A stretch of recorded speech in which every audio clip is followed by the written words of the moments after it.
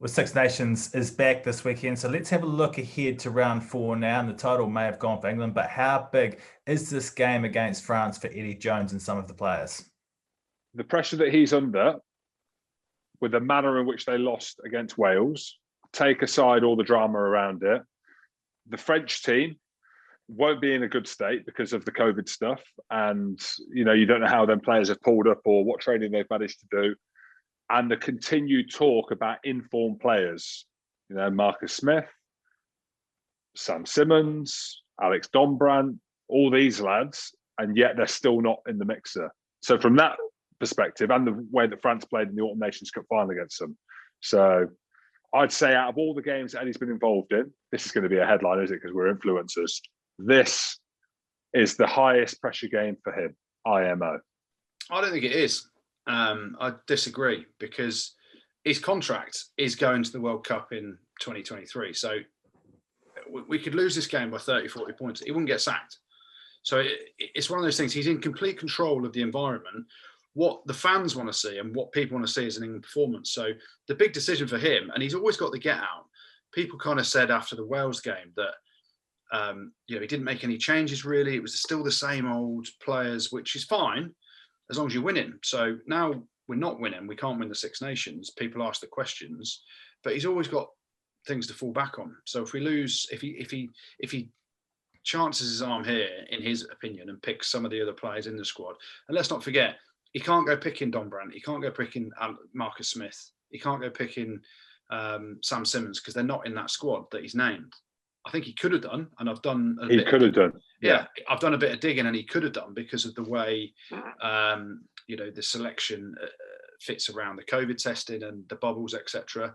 But he's chosen not to. If he really, really wanted to, he could have brought them all in. But he's chosen not to. So are we going to see many changes in personnel? One thing I found out this week was that the match fees for the England players are actually being pulled across the whole squad. So in the old times, you can go back last season, it was the match fee, and for argument's sake, the match fee last year was 24 grand. That only went to the match day 23. It got reduced to, I think, around 17 grand with the new deal because of COVID and everything that's hit, and the pay cuts across the game.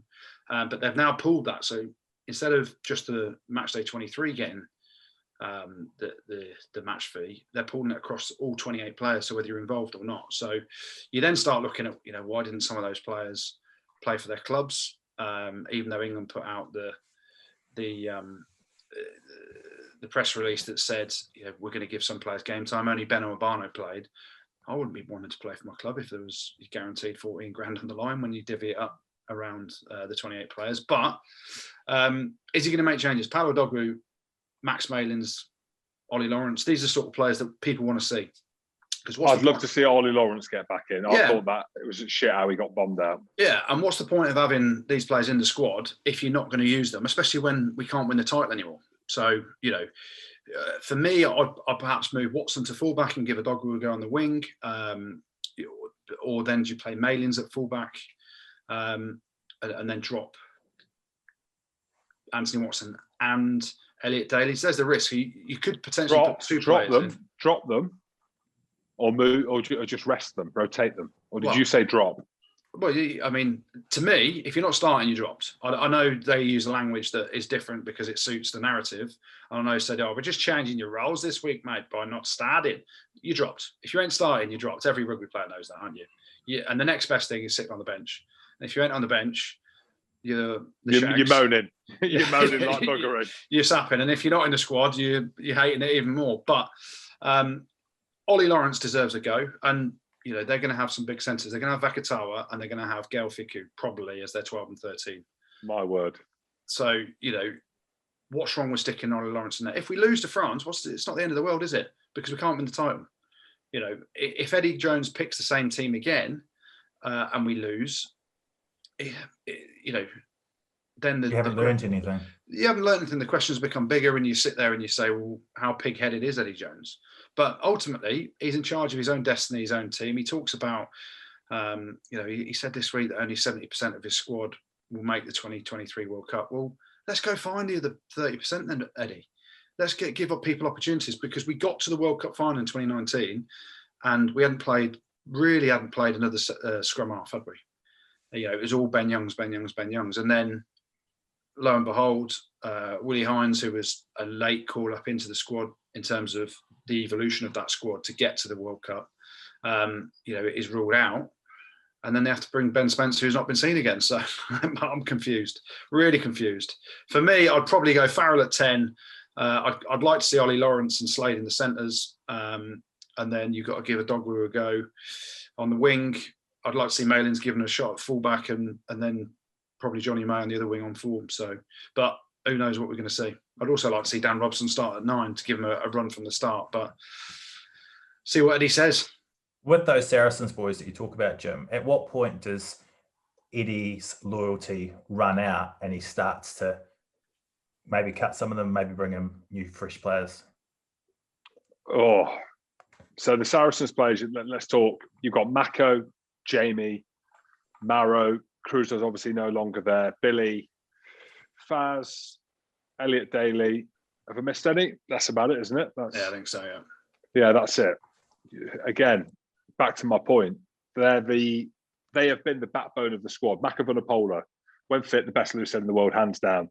Jamie Jaw is up there in the top 3 or 4 hookers in the world. Maratoji, arguably one of the best locks in the world, one of 2. Him and Brody Retallick, in terms of influence on game. I've changed my mind this week. a week gone by. Billy Vanapola hasn't quite been the same since he broke his arm again, and he's struggled to get back to form. He said that himself. Owen Farrell, one of the biggest characters and the biggest players in the game. Elliot Daly, a little bit different. There's arguably he'd be an easier player to rotate in and rotate out. But you'd have to be. You ain't going to drop Marrow. You ain't going to drop Mako if he's fit. You could see arguably Billy being swapped out because there are number 8s playing well. The big one's Owen, isn't it? It's a massive statement to drop your captain at any level, let alone the top 2 sides in the world. He won't. He ain't going to drop Owen Farrell, so we need to get away from that. What we can do is see someone else like a Marcus Smith, or when Joe Simmonds was in the form that he was in, given an opportunity in the squad. And I think when you talk about a big character, the Owen Farrell scenario is he runs that shit with Eddie Jones. So he's in charge of everything. Now, do you think Eddie Jones says, "Oh, mate, Marcus Smith's going well, should we pick him or should we stick with George Ford?" I'm not saying this happens, but I guarantee, and they're never going to say it happens, they're going to stick with George Ford because he's good mates and he fits into the Owen Farrell mould of I can dominate a team and rightfully so as captain, but also knowing that you're not going to be challenged by George Ford because there's never a question whether it's George Ford or Owen Farrell. And this is the thing, and I think Lawrence Lallier said it over the weekend, some players in the environment have become very, very comfortable and it's easier, and it's hard. I think he said something along the lines of it seems harder to get dropped from that England team than it is to play your way into it. So, we can't always keep harping on about the World Cup in 2019 when we got to the World Cup final and what these players have done. At some point, when Eddie talks about regeneration and, only 70% of this squad making the World Cup, you've got to see other people in the jersey. And there's no better time to do it than these last 2 games. 2 tough games. You'll learn a lot about the boys that you can give opportunities to. Or does Eddie just stick to it and keep picking the same ones and hope we get a good result and then say, "Oh, yeah, we were just unlucky in the other games." But that's his prerogative. He's head coach. He's going to be head coach through to the World Cup in a couple of years' time. But it's tough, isn't it? You're never dropping Marrow. You're never dropping Owen Farrell. Even Martin Johnson, the legend, of rugby. Hero. Yeah, absolute hero, has come out and said Maratoji is the poster boy of penalties. And I said it a couple of years ago. I don't want to say anything, but I said it a couple of years ago, didn't I? On air. I said he gives a lot of penalties away, plays right on the edge, and we're seeing it now. He's being refereed, and people are going to continue to look at that now because he's given a load of penalties away. Imagine being in a team. He's just got to dial it back 5%.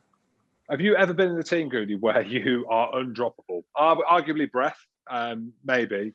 I got dropped at Brive.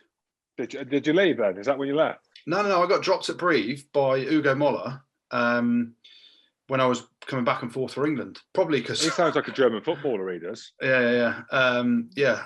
But Ugo didn't want the English influence over players. Once Ugo Moller kind of got Lawrence Sen the sack, so he was assistant coach, and the big guy got pushed out. Ugo Moller sort of helped him on out the door, I think. And I was quite close with Lawrence Sen, the head coach, who signed me. He signed a load of the English-speaking boys, and I think Ugo Moller wanted to change it and tried to pin a load of us off. So, but yeah, I mean, have I been undroppable? No, you're not undroppable. No one's undroppable. I've never. Well, they are. Well, yeah. I don't think they should be, because, you know, I think you get credit in the bank over time, so you can have, you know, I remember playing at Wasps under Dye, and I was out and out first choice with Wasps without a shadow of a doubt. And I'd played 3 or 4 bad games on the trot, and Dye just looked at me and he said, "You don't play well this week, I'm gonna have to drop you. You know, putting pressure on you." He said, "But you get, the more experience you get and your seniority in that team allows you more opportunities to find a performance." So it's, you know, it's over to the coach to see what he wants to do. I don't think we'll see that many changes this week. That's the sad thing, really.